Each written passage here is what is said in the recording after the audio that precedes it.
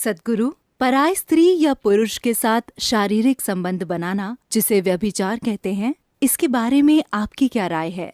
इसका आध्यात्मिक स्तर पर क्या प्रभाव पड़ता है? If there is no love in your heart, you are anyway an adulteress. अगर आपके दिल में प्यार नहीं है तो आप व्यभिचारी ही हैं। अगर आपने ऐशो आराम के लिए खुद को जीवन के किसी पहलू के हवाले कर दिया है, जरूरी नहीं कि वो आदमी हो या औरत हो, दिल में प्यार के बिना अगर आप खुद को जीवन के किसी पहलू के हवाले कर देते हैं तो आप एक व्यभिचारी हैं, है ना?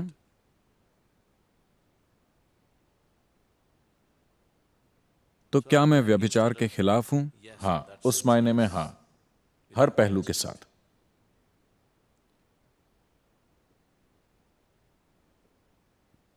लेकिन अगर आप उस बारे में बात कर रहे हैं जिसे समाज व्यभिचार मानता है,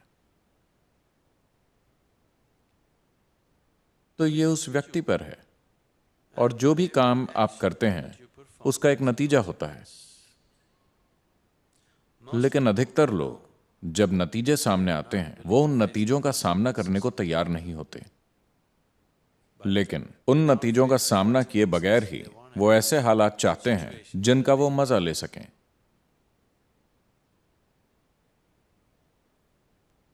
फिर Anybody who is not willing कोई भी इंसान जो अपने किए हुए कामों के नतीजों को खुशी खुशी स्वीकार करने को तैयार नहीं है, वो बस एक मूर्ख है। और a fool is somebody मूर्ख वो होता है जो अपने ही खिलाफ काम करता है, जो अपने ही खिलाफ काम करता है। कोई भी इंसान जो खुद को अपने खिलाफ कर लेता है या कर लेती है, उनके बारे में हम क्या कहें? तो अपने कामों के जरिए अगर आप खुद को अपने खिलाफ कर रहे हैं, because you do things क्योंकि आप बिना सोचे चीजें करते हैं, आप चीजें चुनाव से नहीं कर रहे, आप चीजें बिना सोचे सिर्फ इसलिए कर रहे हैं क्योंकि आप अपने शरीर के या भावनाओं के एक पहलू के आगे झुक गए हैं, तब यह निश्चित रूप से ठीक नहीं है, क्योंकि आप अपने लिए तकलीफ पैदा करेंगे। कोई भी चीज जो किसी इंसान के लिए तकलीफ लाती है, खासकर उसके खुद के लिए, क्या वो ठीक है? कोई इंसान जो खुद के लिए दुख और तकलीफ को न्योता देता है, वजह चाहे जो भी हो, उसका कोई तुक नहीं है। मैं किसी चीज के खिलाफ या पक्ष में नहीं हूं। मैं चाहता हूं कि आप समझदारी से जिएं।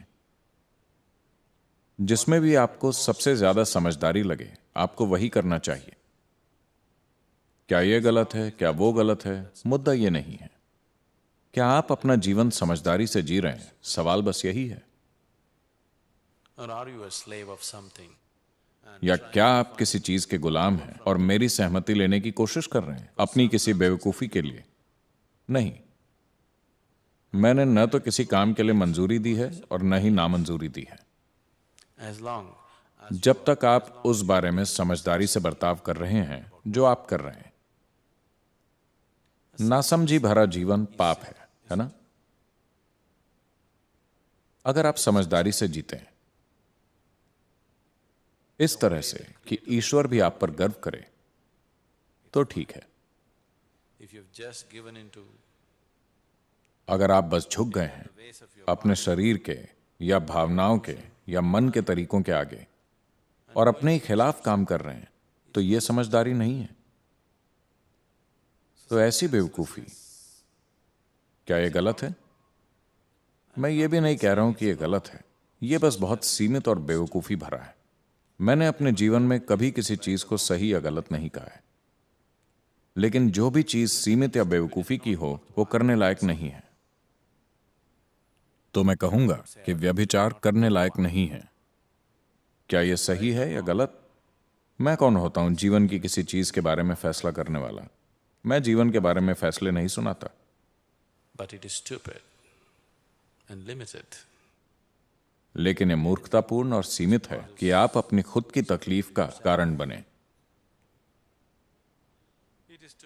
किसी ऐसी चीज के आगे झुक जाना मूर्खता और नासमझी है जो आज सब कुछ लगती है और कल आपको बेवकूफ जैसा महसूस कराती है ना?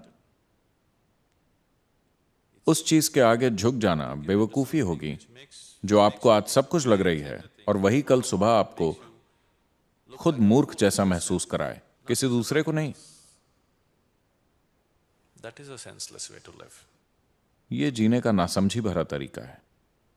आपको इस तरह से जीना चाहिए, इतनी समझदारी से कि देवताओं को भी आपसे जलन होनी चाहिए। अगर आप इतनी समझदारी दिखाते हैं तब आपके जीवन में कुछ सही या गलत नहीं है। अगर आप में यह समझ नहीं है तो आपके जीवन में हर चीज गलत है।